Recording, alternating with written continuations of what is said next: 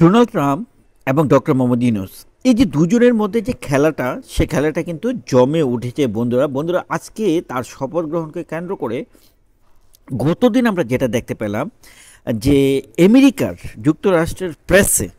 যে বিষয়টা নিয়ে প্রশ্ন করা হয়েছে সেটি হচ্ছে যে ডক্টর মোহাম্মদ ইউনূস কিভাবে তার বিরুদ্ধে যে মামলাগুলো হচ্ছে সেগুলো থেকে বাই ওয়ান নাইট কিভাবে নিজেকে অব্যাহতি দিলেন এই বিষয়টা নিয়ে প্রশ্ন উঠেছে। আমরা যখন এই বিষয়গুলো নিয়ে কথা বলি তখন আপনারা বলেন যে পুরাতন কথা বলছি, কিন্তু পুরাতন কথার চেয়ে সবচেয়ে বড় বিষয় হচ্ছে যে আমরা যে জিনিসগুলো আগে থেকে চিন্তা করছি বারবার বলছি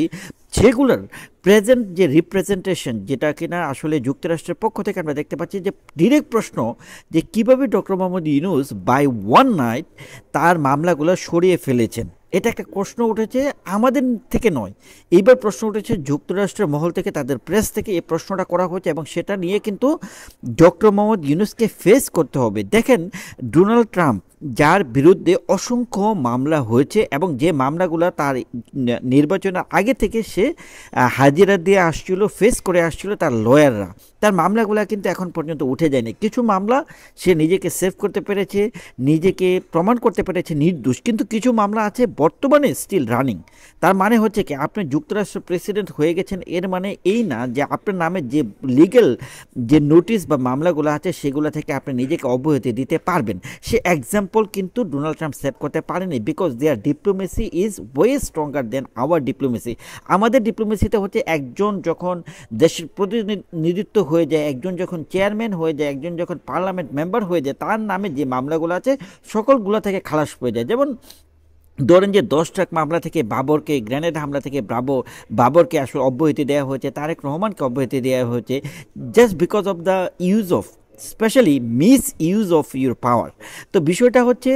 বর্তমানে আমরা যে জিনিসটা দেখতে পাচ্ছি, ডক্টর মোহাম্মদ ইউনূসের ভাগ্যটা এতটাই খারাপ যে জো বাইডেন জিততে না পারাতে ডক্টর ইউনূসের যেটা হয়েছে, ধরুন আপনি সাঁতার পারেন না, এখন সাঁতার না পারার পরে আপনি খালেও না, বিলেও না, পুকুরেও না, আপনি সমুদ্রের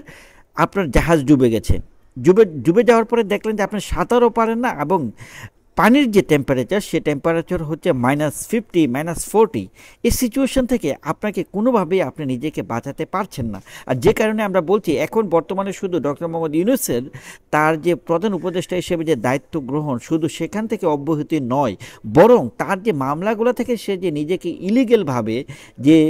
ওয়ান নাইট যেভাবে আসলে মামলাগুলো তুলে ফেলেছে সেটা নিয়ে প্রশ্ন উঠেছে যুক্তরাষ্ট্রের মহলে। তার মানে ডোনাল্ড ট্রাম্প ডক্টর মোহাম্মদ ইউনূসকে শুধু নির্বাচনের মাধ্যমে, তড়িঘড়ি নির্বাচনের মাধ্যমে বা খুব কুইক সময়ের মধ্যে নির্বাচনের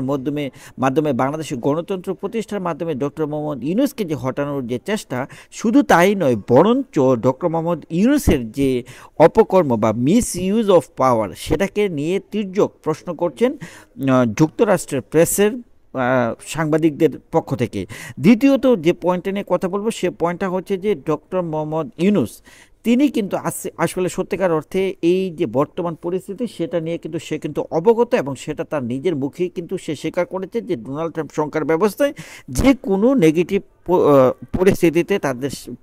শিকার হতে পারে, এই জিনিসটা কিন্তু তিনি অ্যাকনোলেজ করেছে। যদিও তার প্রেস সচিব থেকে শুরু করে ক্ষুদ্র উপদেষ্টারা বিভিন্ন কিছু বলছে যে তাদের কিছুই হবে না, তাদের ডিপ্লোমেসিতে কোনো পরিবর্তন হয় না, কিন্তু রিয়েলিটি হচ্ছে যে